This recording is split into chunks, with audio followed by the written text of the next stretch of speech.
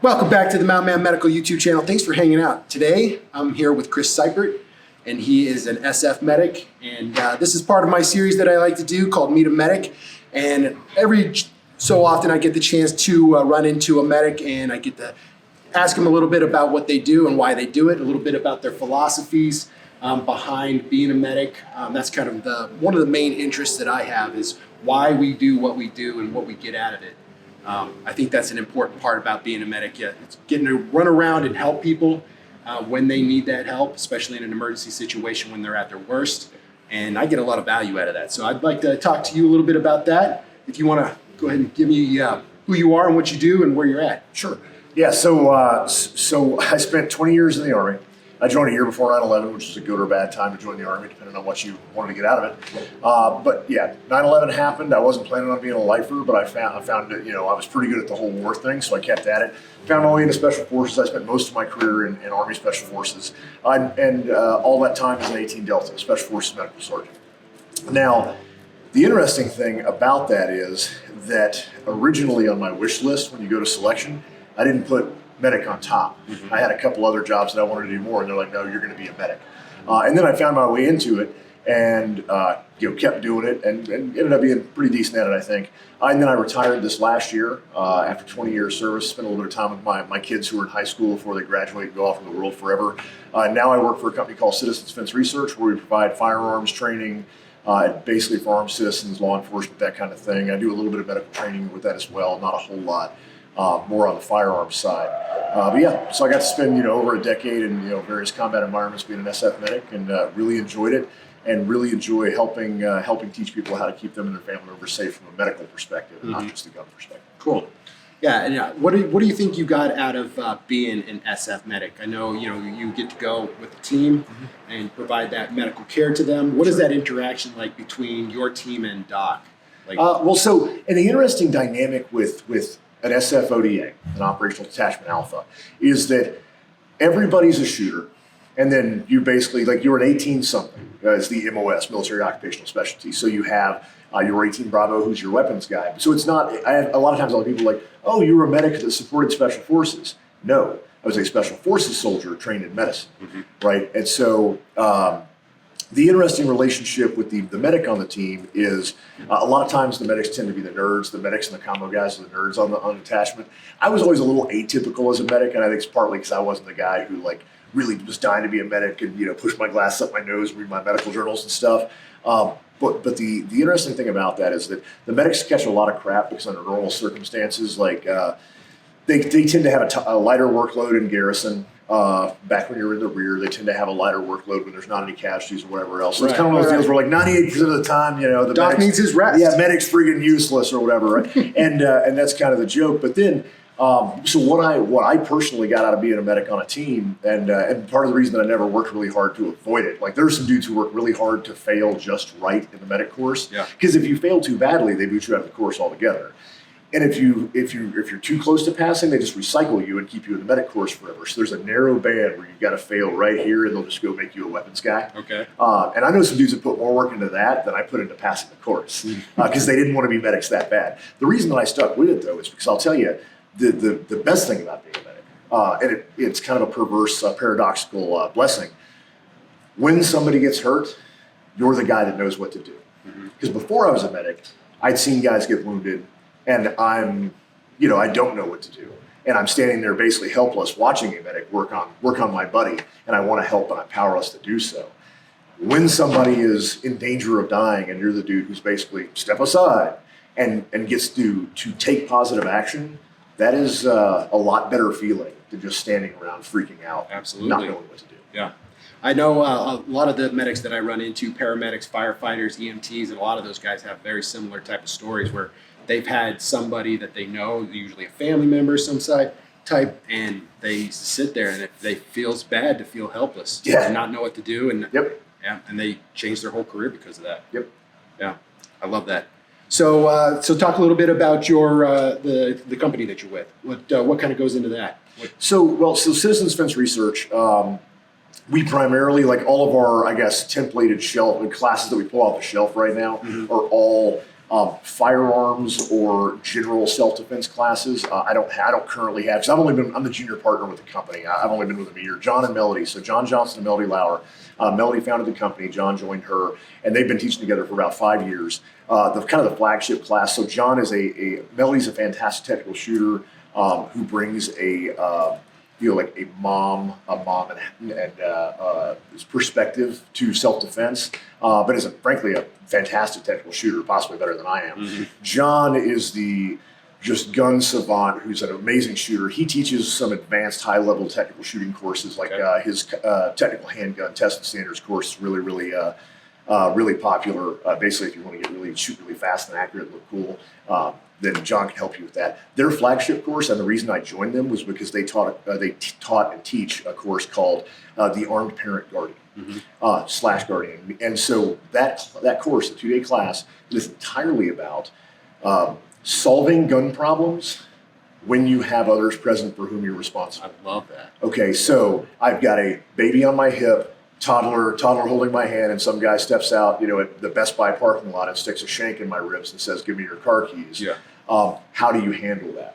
And kind of going through solving gun problems when you've got everybody from infants to your elderly dad who you're taking care of, right? And the reason I joined the company is because I was like, wow, man, they're not doing tactical fantasy camp stuff. They're trying to create content that helps real people solve real problems, and that's why I joined them. I have done some one-off medical classes since I retired. Frankly, I didn't want to get pigeonholed as the medical guy right upon my retirement. Yeah. So I've done a little bit of medical stuff, and down the road, I'm going to be incorporating medical blocks into some of my other classes. Like I'm going to end up doing, adding some medical to my 2-day home defense class, and I'm probably going to end up doing some medical to a carbine class. Mm-hmm. Well, I love that whole aspect about being a defender for your family, because that's one of the things I've always kind of thought. I remind my wife on a regular occasion that I'm a very well-trained, well-armed, and extremely dedicated bodyguard. Mm-hmm. I don't have that ability though to go to a class like that. So in Special Forces, we would joke that there are 2 kinds of medics, and frankly, I think you need both these kinds of medics in SF, because again, you've got everybody like the SF commo guy isn't like commo support; he's an SF dude. Like we tend to be self-supporting, whereas in some other special operations units, you've got operators, and then you've got their combo support guy, their medical support guy, and all this stuff. Yeah. Whereas the whole purpose of an ODA is to be self-sustaining. You can drop these 10 or 12 dudes, drop them off in sub-Saharan Africa, and they're good to go. And because of that, there's 2 kinds of medics, and I think you need both. There's the medic who wears a green beret, but he's kind of a medic first. Mm-hmm. He's the guy that's like, reading his medical journals in his free time because he's a nerd. And then you've got the green beret who's trained in medicine, who basically is more about the action, and the action is the juice, right? Mm-hmm. And he wants to be he wants to be an assaulter in the stack, rather than like, oh, we got to keep the medic back with the commander and keep the medic safe. Whereas I want to be as close to the point of injury as possible in the house. I was that guy. Yeah. But the thing is that frankly, it always worked out well. The couple of times I did have a junior medic, where like I would be the dude who was basically like, I will do medicine when I have to take care of my teammates or our indigenous partners, but I'm not seeking out opportunities to do medicine because I enjoy it. Having that medic who loved medicine, who could basically handle that while I had some other niche qualifications and advanced skills that I learned, and I ended up being an instructor of some advanced skills at the end of my career that took a lot of my time. Mm-hmm. And so I would have like a junior medic who was the nerd medic, mm-hmm. and I could basically supervise him and let him run the aid stage for the most part while I'm over here doing the secret squirrel stuff that appeals to me. But that being said, when it's go time and when it's time to put on your medic hat, like take off the green beret and put on the stethoscope, so to speak, you have to be competent. And so I took that very seriously. I never loved it, but I was also never going to let my teammates down and let somebody die because I didn't care about my job. Right. No, I love that. I feel that a lot myself. I was always trying to get up in the stack.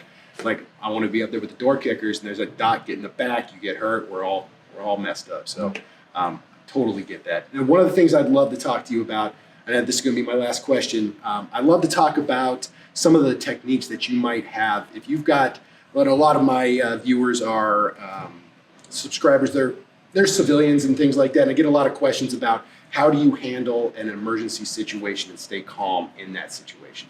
And I like to try to see if I can get different techniques that medics have come up with in their time to kind of keep themselves calm, cool, and collected, and, you know, creating the best benefit for someone in a bad situation. You got anything like that?